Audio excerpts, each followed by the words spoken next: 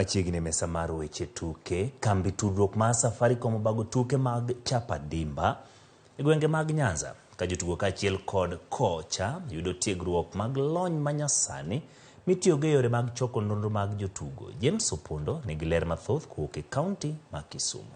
E lap Oimore Stadium kaunti ma Kisumu, tuke mag Chapa Dimba biro chakore ayanga odiochieng' makiny ka timbe ang'wen mag nyiri gi ang'wen mag yawuowi biro rakore e tielo mar nus finals.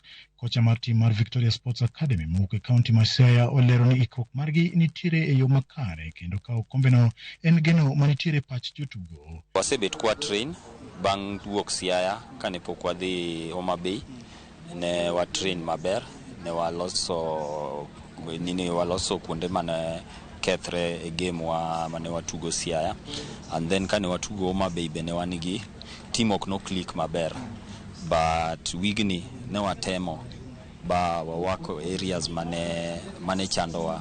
Komachielo tim mar Bunga FC mawuok e kaunti ma Kisumu en achiel kuom timbe manigi thuolo maduong' mar kawo kombe mar nyithindo mayawuowi.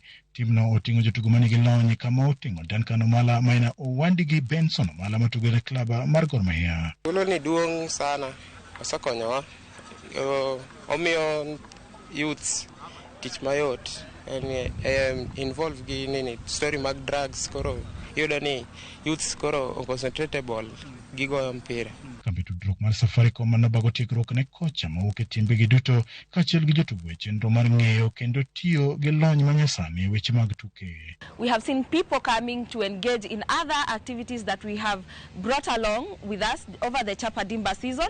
We have seen community engagements. We have gone a step ahead to provide healthcare, medical camp that we saw really bring a lot of people to Kisumu. Now, apart from the medical camp, which was free, we have digital literacy lessons, and these lessons are just for the youths. We are encouraging youths to come for the digital literacy lessons. Timbe mamoko mabiro rakore nus finals odiochieng' makiny oting'o Wendo Academy, Nyaguku FC gi St Peters Wagai. E kidieny mar nyiri oting'o Ageng Girls, Kisii Queens kaachiel gi Plateau Queens. Ikruok mag tuke mag Chapa Dimba gwenge ma Nyanza osechopo giko ka odiochieng' makiny tuke mag nus finals ibiro bagi e lap ma Kisumu ka joloch bende biro yudo omenda maromo Sh2,500 kendo biro tugo e tuke mag nationals ibiro bagi e kaunti ma Mombasa. James Opondo, Ramogi TV, Moi Stadium, kaunti ma Kisumu.